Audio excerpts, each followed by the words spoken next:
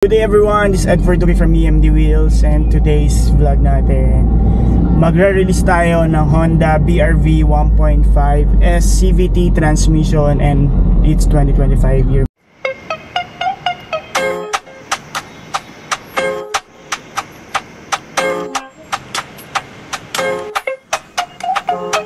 model. So may client tayo from Alabang, so we are blessed na they choose us na syempre makapag-assist sa kanila and makapag-release, and syempre maabot nila yung first car nila. So first time nilang magkakakotse, so wala talaga silang idea. Yung pinaka naging naging basihan nila kung bakit Honda BR-V ang pinili nila is nag-research sila mag-asawa through online. So nag-check sila ng mga models, and actually ang pinaka una nilang in-inquire sa atin is Honda CT 1.5 S variant, tapos naging RS. After the RS hatchback, ayun, they decided to get Honda BR-V 1.5. So napakaganda naman ng Honda BR-V, diba? 7-seater. So hindi nila kailangan yung pituhan, pero they are business owners. So syempre magagamit nila yung compartment na napakalaki ng Honda BR-V.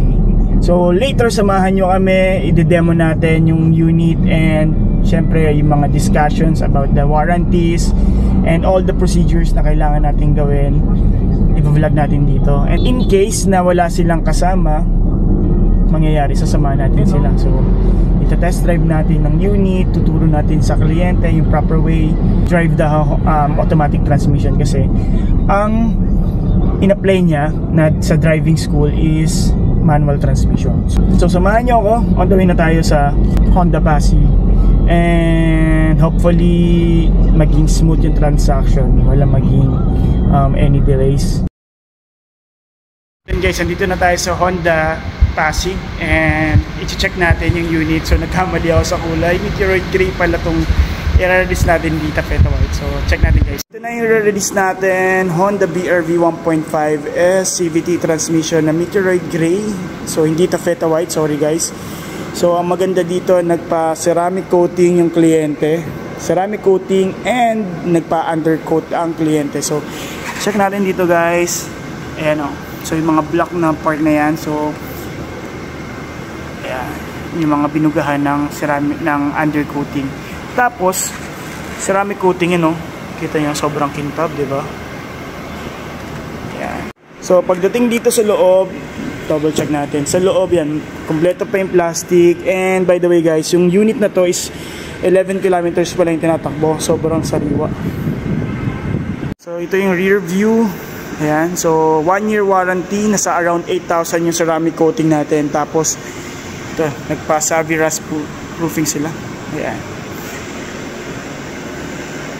Kumahan nyo guys, nakapagpirma na yung kliyente, tapos na lahat. So itong unit na to, ito-turn over na lang natin, and then magte-test drive tayo kasama sila Ma'am Janet, para at least, kasi first time niya makapag-drive ng automatic transmission. From manual transmission siya, and ilang days pa lang siya nakakapag-drive. And then pero nakapag-drive naman na siya, matagal na siyang driver ng motor. So more or less, syempre yung mga kung paano mag-drive sa kalsada, alam na ni Ma'am. Pero yung pagdadrive na gamit yung kotse, so ito pa lang, first time pa lang natin siyang ipapa-experience sa kalsada. So samahan niyo kami.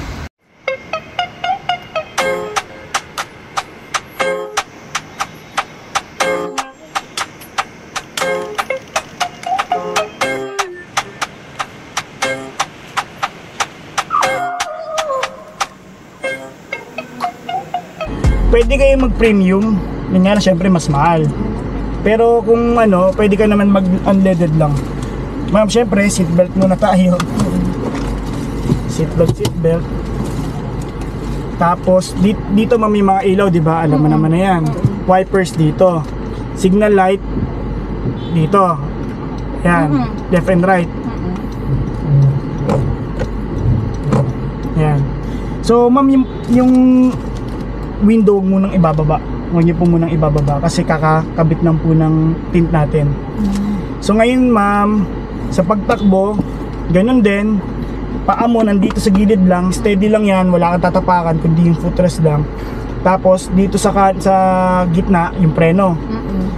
Pag magche-change kayo ng gear ma'am, preno, pindot dito, may pinduton siya ma'am, tanggalin ko na to, sasagabal sa'yo. May pinipindot. May pinipindot po dito para malipat po natin. P for park, reverse, may reverse camera kayo, neutral ng pag neutral sa sa manual. Then baba pa po drive. Sa drive yan ay para naka-primera ka na, segunda hanggang fifth gear, or ito 7 position po. Sa D. Yan, pag naka-D na kayo ma'am, preno, bitawan nyo unti-unti, tatakbo na siya, wala pang preno, wala pang gasolina to ma'am ha. Oo. So hayaan nyo lang po, dito muna kayo sa preno, nakatapak. Preno lang. Pag ganitong kasikip ma'am, dahan-dahan lang kayo preno.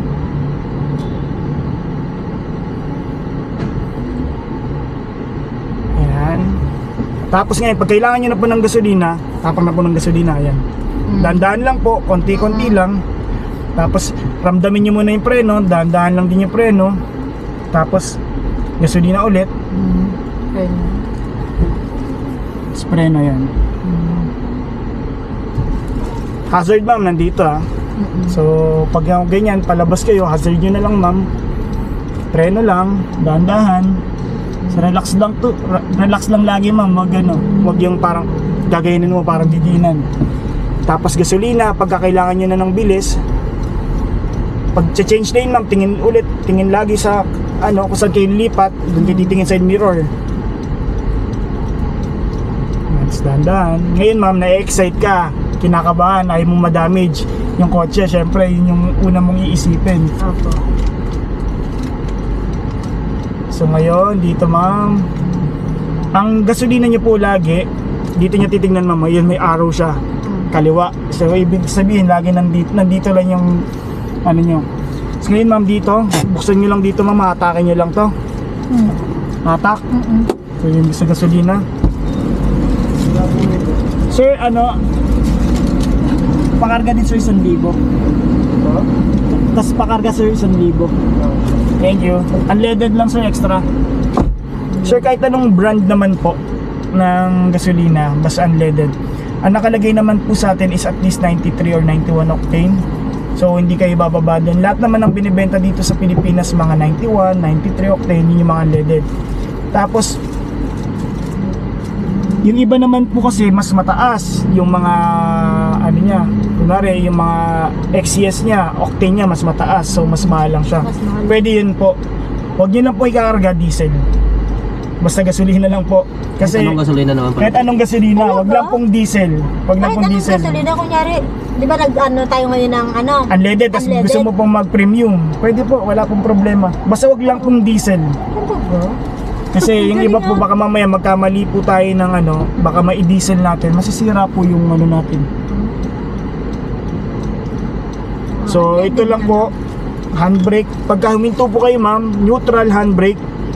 Yan. Neutral ka muna. Yan po, neutral po muna kayo. So ngayon, pagka magpa-park na po kayo, basta gawin nyo po, di ba, naka-neutral na kayo, nag-handbrake po kayo, bitaw po kayo ng preno. Tapos ngayon gusto niyo ipa-park niyo na po, preno po kayo, tapos i-park niyo lang po. Tapos bitaw lang po kayo.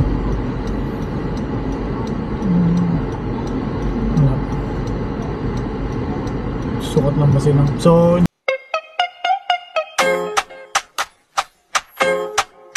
ito, yung LMR na yan, left and right po. Pag pinush nyo sa left, yan. So ito yung ma-adjust natin. To up and down, left and right po. Yan. Doon siya, sa niya. So dyan po. Mamaya ma'am, i-adjust mo yan sa sukat mo. Tapos right po, lagay nyo lang po sir, ma'am, sa right. Tapos yan, check nyo po, gumagalaw yung kabila. So yan, gumagana naman po, no? Tapos ngayon, yes po, side mirror. Ngayon po, pagka okay na po, pag okay na po to, igitna nyo lang po. Para kahit mapindot po siya, hindi siya mapindot, hindi siya ma-adjust. Dito palang pindutan niya. Yes, ito po. Pindot left and right, up and down po. Tapos ito naman po, yung sa papintuan po natin. Yan. So yan, lock po natin and unlock. Yan lang po. Ngayon po mapapansin niyo po pagka kunwari nakalimutan niyo siyang i-lock tapos tumakbo lang kayo. Pag inabot kayo ng 15 kilometers po, maglalak po siya automatic. Yan. Tapos dito naman po yung window po natin. Push lang po. Pero wag niyo po muna ngayon buksan. Pinaka-safe niyo pong buksan kahit mga Sabado. Kung ganyan po kainit yung araw. Oo. Tapos dito po yung window po. Ibig sabihin yan ma'am, hindi mo mabubuksan yung mga pindutin niyo po ma'am. So, Yan, hindi Ay, niyo ano po ba? Ganon? baba. Yan, yan. Pag ganyan po nakalock po siya. Para po sa mga bata, pag may mga pasahero po kayong bata, hindi po nila mabubuksan tsaka sarado. Ngayon po, dito naman po, huwag nyo na po masyadong isipin, pero traction control po siya, safety feature nyo siya, huwag siyang papatayin. Hayaan nyo lang po siya naka-on. paano nalalaman naka-on yun, sir? Pag naka-on po, wala siyang iilaw na iba. Ito ma'am, katulad niyan, wala pong nakailaw, di ba ma'am? Oo. Ibig sabihin, naka-on lang yun. Yes ma'am. Ma'am, seatbelt ka sorry. pala ma'am. Sorry. Oo nga pala. Seatbelt ka ma'am. Ayan ma'am. Kapag normal lang system ng kotse ma'am, ganyan lang. Walang iilaw na iba. So iilaw yan, for example yan, nag-ilaw ka, may ilaw po dito, fog lights and yung ilaw po natin, headlight. Pag nag-signal light po kayo, yan lang. Pag nag-handbrake po kayo, yan lang po lahat. So ngayon, pag di kayo naka-seatbelt ma'am, lalabas doon. So pag may lumabas na ibang kulay dyan, baka may papagawa kayo sa kotse. Pero normal naman di siya lalabas po eh. Wala naman masyadong masisira po agad. So next po is ito. Paano po malalaman kung naka-off siya? Ayun ma'am, lalabas dito. Off. Vehicle stability assist po siya for traction control. Ibig sabihin pala yun, naka-off. Naka-off siya. Yan po, pagka nag-on po. Ako na ma'am. Ganun din naman.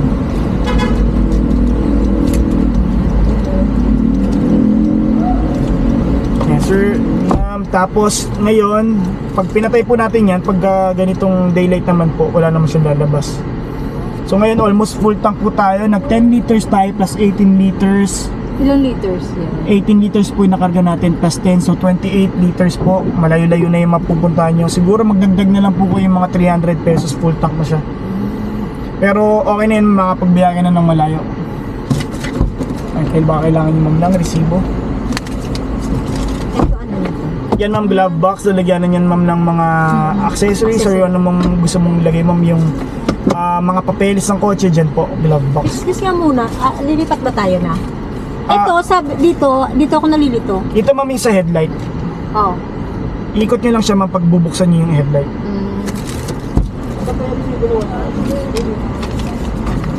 Ikot lang to ma'am, ikot nyo lang to. Ikot lang. Yes siya. ma'am. Tapos ito ma'am, on-off ng fog lights, yung maliit na ilaw Sa sa baba, ilalim. oo. Pero lagi mo lang i-on ma'am kasi naka-on lang naman siya pag nag-on ka ng headlights mo. Pag in-off mo yung headlights mo, off lang din naman siya. Off lang din naman Para siya. sasabay lang din Oo. siya. So dito ma'am, pag Yan. in-up mo, right, Right, oo. down, left po. Tapos pag inikot mo, automatic yan mag-off po. Tapos dito naman ma'am, pag pinatay mo naman yung engine, patay mo lang ganyan ma'am. Pag nag-handbrake ka, patay lang ganyan ma'am.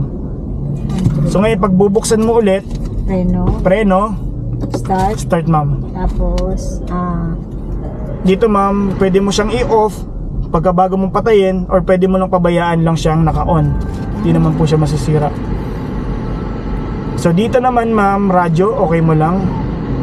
So sa radyo, kayo naman bahala kung anong gusto mong channel, ganyan mo lang. Tapos dito ma'am, volume, audio controls, up and down. Bluetooth din yan, ano? Pwede rin sir, pwede ka kung gusto mo manood ng Netflix sa cellphone nyo. Ngayon sir, start ulit.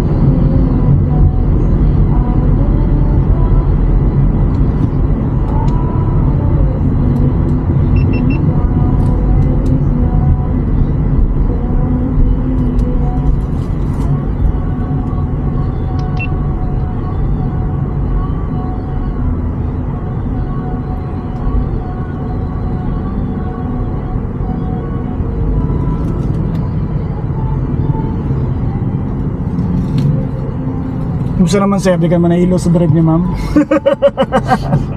Okay naman.